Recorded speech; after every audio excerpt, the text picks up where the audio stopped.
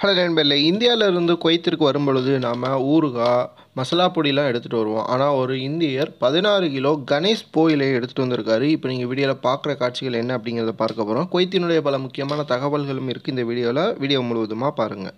முதல் தகவல், குவைத்தில் விசிட் விசா, ஃபேமிலி விசா, அதேபோல் செல்ஃப் ஸ்பான்சர் விசான்ட்டு நிறையா டைப்பில் விசாக்கள் இருக்குது. இந்த விசாக்களுக்கான கட்டணங்கள் இன்னும் ஒரு சில வாரங்களில் உயரக்கூடும் அப்படிங்கிற ஒரு தகவல் வெளியாகிருக்கு. இது சம்மந்தமான முழுமையான அறிவிப்பை குவைத்தினுடைய அரசு நாளிதழ்களில் வெளியிடவும் அப்படின்ட்டு தெரிவிச்சிருக்காங்க.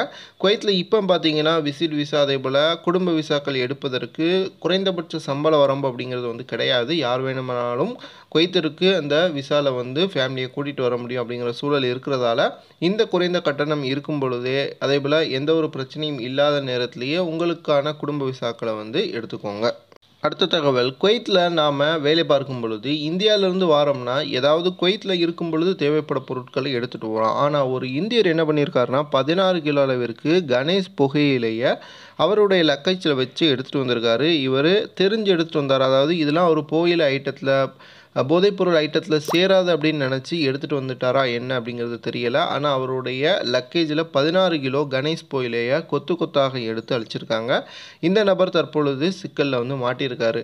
குவைத்தை பொறுத்த வரைக்கும் இந்த தம்பாக்கு அதேபோல் புகையிலை, கணேஷ் புகையிலை இது எல்லாமே தடை செய்யப்பட்ட பொருட்கள் தான். அதை உபயோகிக்கிறத எல்லாருமே தவிர்த்துக்கோங்க. இந்த மாதிரி இந்தியர்கள் செய்யும் பொழுது அது சமூகத்திற்கு, அதாவது இன்டர்நேஷ்னல் சமூகத்திற்கு மத்தியில் இந்தியர்களுக்கு ஒரு அவப்பெயரையும் ஏற்படுத்தி கொடுக்கும். அடுத்த தகவல், ஒரு இந்தியர் பாஸ்போர்ட்டை ரினிவல் பண்ணுறதற்கு இந்திய தூதரகத்தில் கொடுத்த போது அவருக்கு இந்தியாவில் ஒரு கேஸ் அவர் மேலே, அதாவது இந்த ஆப்போசிட் டிரைவிங் பண்ணதுனால ஒரு கேஸ் விழுந்திருக்கு.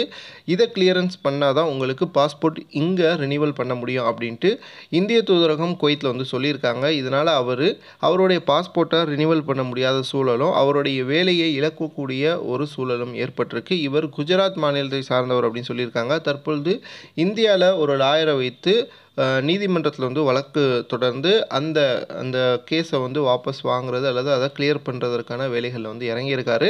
ஸோ குவைத்திலிருந்து இந்தியாவிற்கு வரும் பொழுது ஏதாவது சேட்டையை செஞ்சுட்டு திரும்ப குவைத்திற்கு போகிறீங்கன்னா உங்களுடைய பாஸ்போர்ட்டு ரினிவலில் இருக்குதா இல்லையா அப்படிங்கிறத தெளிவாக தெரிஞ்சுக்கிட்டு போங்க. இல்லை அப்படின்னா இந்தியாவிலேயே அதை ரினிவல் பண்ணிட்டு போங்க. அதுதான் ரொம்ப ரொம்ப சேஃப். அடுத்த தகவல், குவைத்தினுடைய மஹப்லா பகுதியில் ஒரு சவுதி நாட்டை சார்ந்த பெண்மணியினுடைய உடல் சடலமாக தொங்கி கிடந்த நிலையில் கண்டெடுக்கப்பட்டிருக்கு. தற்போது அந்த இன்வெஸ்டிகேஷன் அப்படிங்கிறது தொடங்கியிருக்கு. அது கொலையாக இருக்கலாம் அப்படிங்கிற மாதிரி சந்தேகத்தோடு இந்த விசாரணை தொடங்கப்பட்டிருக்கு.